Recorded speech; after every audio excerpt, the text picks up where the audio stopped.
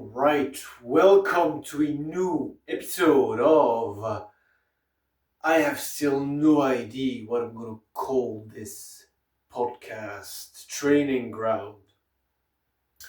So I did not prepare any special topic today, although I have a loads in mind. It's because I've had two very useful conversations. One yesterday and one today. An old friend talked, and we talked about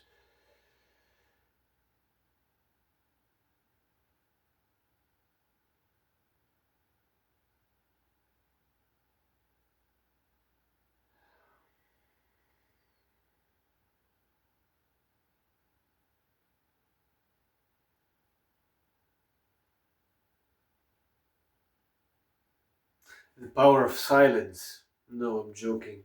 I just froze in the middle of my speech and then it became all blank and then I just let the silent pause pass or the awkward pause and now we're continuing.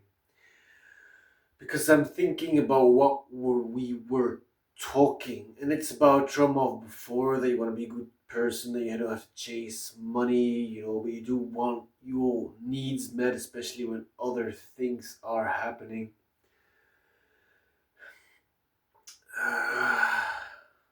My old buddy is about to be broke and on the streets with two children, but he wants to give them love and he's being assaulted from all sides, but he's sober now. And then the other one, and the first one is getting laid with like a very young woman, which is, I guess, a positive input for him. And the other one is very lonely, just like me, but we're working on our trauma. And it keeps like this stuck, repressed part of the emotions that's spreading stress and frustration and anxiety reactions or whatever it is. Our parents caused us a lot of trauma, especially from even before we could form thoughts. And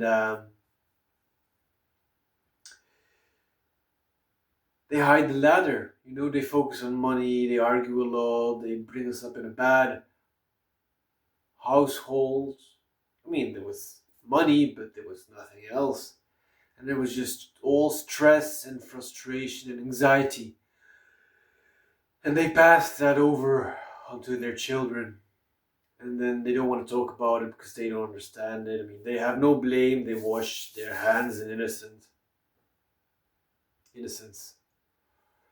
And so the children who have been spoiled, therefore not being able to grow and develop their ambitions, are suffering. And then the parents, classic, say, "Oh, I've given you too much." Once again, they're twisting the story because now they're the victim again.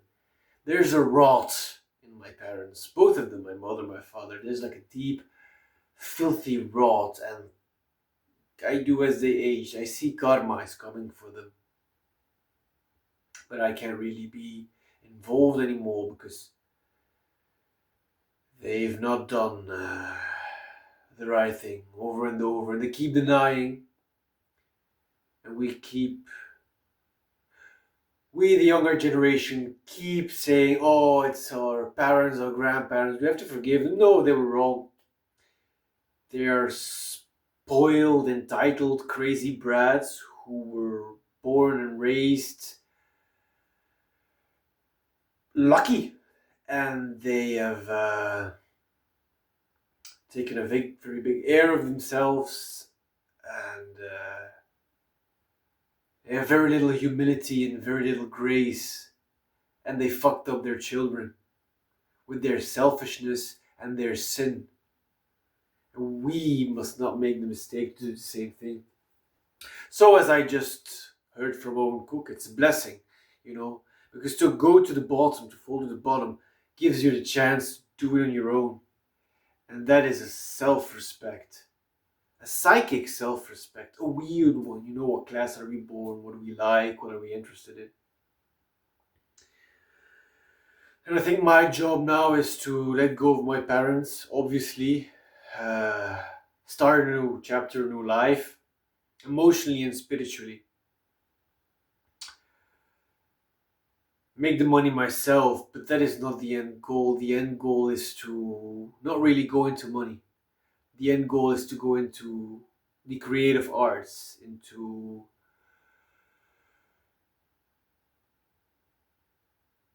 everything I should have been, but I couldn't become because the society is also at fault. Don't forget about that. I mean, parents are partly victims, but when they're 60 years old and they haven't taken any of the responsibility and they're full of stress and frustration and wickedness and sin, then no.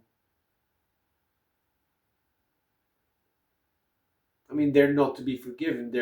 You're not supposed to have any emotions. You have to cut them loose emotionally. I don't understand why this is so difficult. They have to go.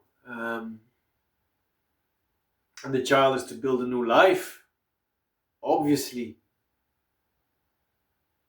But then again, we come to the point I've been so fucked up, so traumatized, so repressed with my emotions, and so full of frustration and rage with women who are fucking around, and it's just getting worse. I've heard, I don't know, I'm out of the world.